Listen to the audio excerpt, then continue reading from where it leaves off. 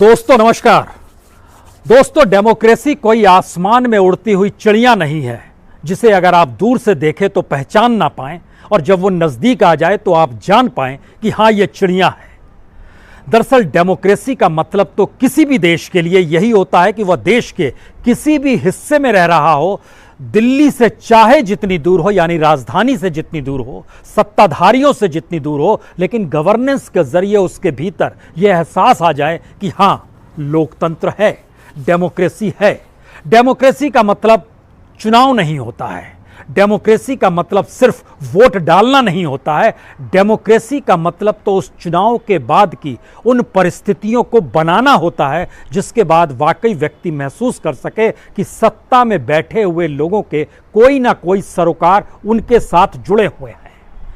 लेकिन भारत के भीतर में मौजूदा वक्त में चाहे प्रांत के देश के अलग अलग हिस्सों से किसान दिल्ली की सीमा तक पहुंच गए हों, लेकिन किसानों की भीड़ को देखकर, उनके संघर्ष और आंदोलन की तरफ से आंख मूंद कर अगर राजनीतिक सत्ता ये कहे आप हमें लोकतंत्र ना सिखाइए, तो हमें लगता है कि आज का दिन शायद इस देश के प्रधान सेवक प्रधानमंत्री को लोकतंत्र का पाठ पढ़ाने की जरूरत है। क्योंकि लोकतंत्र को भारत के भीतर में जिस रूप में गढ़ा गया वो सिर्फ आजादी के बाद चुनाव होना भर नहीं था। चुनाव तो हर 5 बरस में होते रहे इस देश के भीतर में, लेकिन क्या चुनाव के बाद इस देश के भीतर में अगर शिक्षण संस्थान नहीं बनते, हेल्थ सेंटर नहीं बनते, इंडस्ट्रीज खड़ी नहीं होती, एग्रीकल्चर आगे नहीं बढ़ पा रहा होता, कोई इंफ्रास्ट्रक्चर की तरफ ध्यान ना देता, इस देश के भीतर में ध्यान ही नहीं दिया जाता कि दरअसल कैसे इस देश के नागरिकों को आगे बढ़ना है और जिंदगी जीनी है, तो फिर लोकतंत्र का मतलब तो सिर्फ चुनाव ही होता। शायद मौजूदा वक्त में चुनाव की जीत को लोकतंत्र का आखिरी पाठ मान लिया गया है।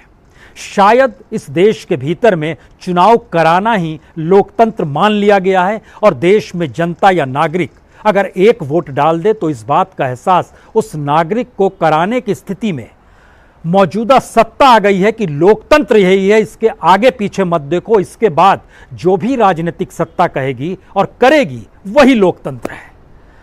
क्या वाकई चुनाव ही लोकतंत्र है? और अगर ऐसा है और चुनाव में जीत का मतलब और हार का मतलब लोकतंत्र की परिस्थितियों को ही जीना है, तो शायद मौजूदा वक्त सबसे बेहतर है।